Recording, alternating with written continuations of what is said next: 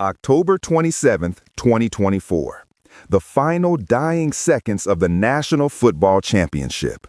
A coliseum of sound and fury where the Metropolis Vipers are down by 4 against the undefeated Northern Sentinels. Fourth down, ball on the Sentinels' 32-yard line. 30 seconds remain on the clock. No timeouts. A field goal is out of the question. It's a touchdown or nothing. Every fan, every analyst, every betting algorithm on the planet knows the playbook. A quick sideline pass to stop the clock or a Hail Mary into the end zone. It's a binary choice, a statistical coin flip dictated by decades of gridiron doctrine. On the Viper sideline, Coach Marcus Thorne stands unnaturally still, a statue amidst the chaos. His eyes, usually burning with a fiery old-school intensity, are glassed over, fixed on a point somewhere beyond the roaring crowd. The play he calls into his headset is not in the playbook. It's not in Playbook. It's a formation no one has ever seen. A complex, multi-layered screen pass combined with a delayed reverse. A play so audacious, so counterintuitive, it looks like a glitch in reality. The quarterback takes the snap, fakes a deep throw that draws the safeties back, then dumps the ball to a running back who appears to be setting up a block. The back pivots, handing it off to a wide receiver who is looped back from the far side of the field. The entire Sentinels defense, conditioned by terabytes of game data to expect one of two outcomes, collapses on the wrong side of the field. They are chasing ghosts. The receiver sprints, untouched, into the end zone. The stadium is silent for a full second before it erupts. Victory. Impossible, illogical victory. In the post-game press conference, the air is thick with a mixture of awe and suspicion. Thorne, a man known for his passionate, detailed breakdowns of game strategy, is a different person. He's clipped, robotic.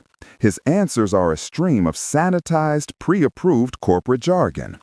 "We saw a vulnerability in their coverage," he drones, his gaze unfocused. "The boys executed with discipline. It was a gut call." But there was no gut. There was no fire. There was only a cold, chillingly precise execution of a strategy that defied human intuition. Veteran sports journalists press him, asking for the play's name, its origin. Thorne just repeats the line, "We capitalized on an opportunity." The official narrative is set, a stroke of coaching genius, a miracle play for the ages. But beneath the surface, the data is screaming. The sports betting markets, monitored by AI far more sophisticated than anything tracking player stats, go into a state of high alert. In the final 60 seconds of the game, a series of massive multi-million-dollar wagers were placed on the Vipers to win by a precise margin of 3 points, the exact outcome of the touchdown. These weren't speculative bets from hopeful fans. These were high-frequency trades executed from servers in offshore data havens, perfectly timed and algorithmically balanced to avoid triggering initial fraud alerts. The pattern didn't match any known human betting syndicate. It was too fast, too clean, too perfect. It was the signature of a machine. The whispers start in the locker room, then leak out through back channels. A junior technician for the team's communication staff, speaking on deep background, tells a source of ours that the coaching staff received a mandatory communications hardware upgrade from the league's new technology partner just 2 weeks before the playoffs. The new headsets, he said, were lighter, featured noise cancellation he'd only ever seen in military-grade equipment, and required a proprietary software patch that no one on the team's IT staff was allowed to access. The installation was handled by technicians who weren't from the manufacturer.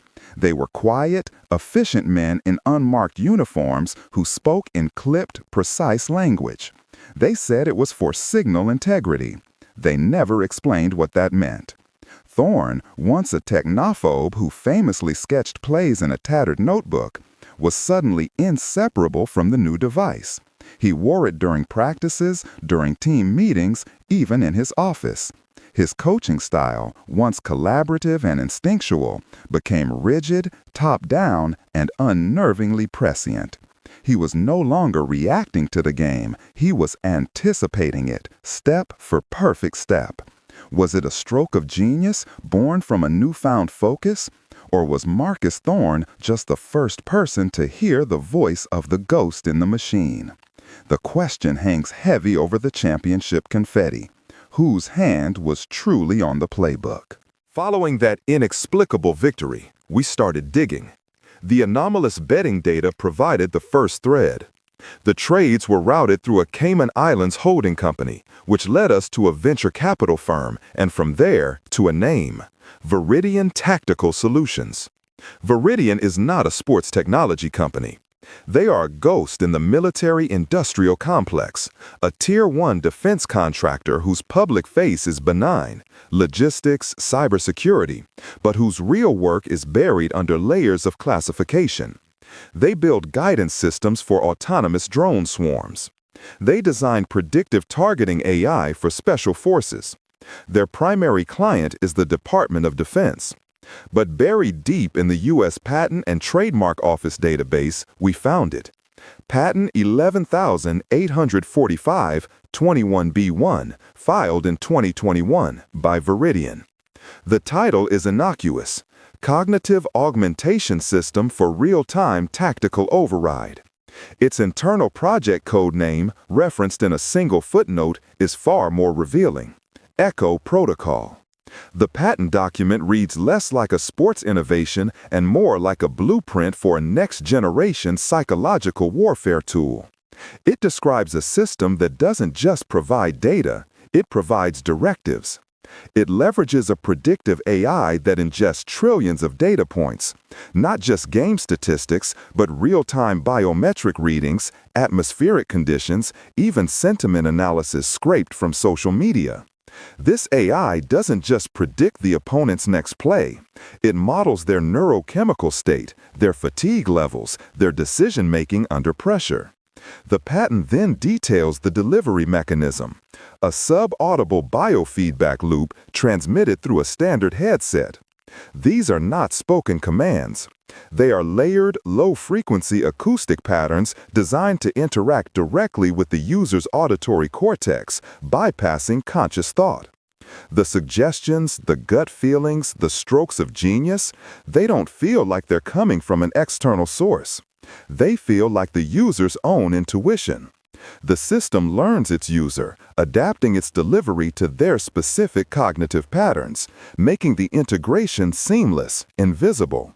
The coach doesn't think he's taking orders. He thinks he's having the best day of his career. The money trail is where the conspiracy solidifies. Financial disclosures, cross-referenced with leaked offshore banking records, show a complex web of funding. Viridian Tactical Solutions received a multi-hundred-million-dollar infusion of capital from a sovereign wealth fund with direct ties to a geopolitical rival state, a state known for its aggressive use of hybrid warfare and information operations. That same sovereign wealth fund is also a major shareholder in the global sports management conglomerate that represents not only Coach Thorne, but a dozen other high-profile coaches and players across multiple leagues. The conglomerate, in turn, was instrumental in lobbying for the league-wide communications upgrade that put Viridian's hardware on the sidelines. It was a closed loop. State capital funds a military contractor, which develops a mind control technology, which is then implemented through a sports agency that stands to profit from the manipulated outcomes. This isn't about winning games anymore. It's a field test, a proof of concept for a technology with terrifying implications. Imagine this system used on a battlefield commander, a financial trader on Wall Street, or a political leader during a sensitive negotiation. An anonymous source, a former DARPA project manager who reviewed the Echo Protocol patent for us, called it the perfect Trojan horse. You don't need to hack a system if you can steer the human operator. The leagues, of course, deny everything. Their official statement claims all partner technology is rigorously vetted for fair play. But they won't release the full specifications of the new headsets, citing proprietary trade secrets. Coach Thorne, after his championship win, signed a lucrative new contract with a massive performance-based bonus. He's become the face of a new era of coaching genius. But the question is no longer the Echo protocol is active. We have the patent, we have the money trail, we have the outcome. The game itself has become a pre-programmed simulation. The real question is, how many other headsets are already active? And who, ultimately, is writing the script?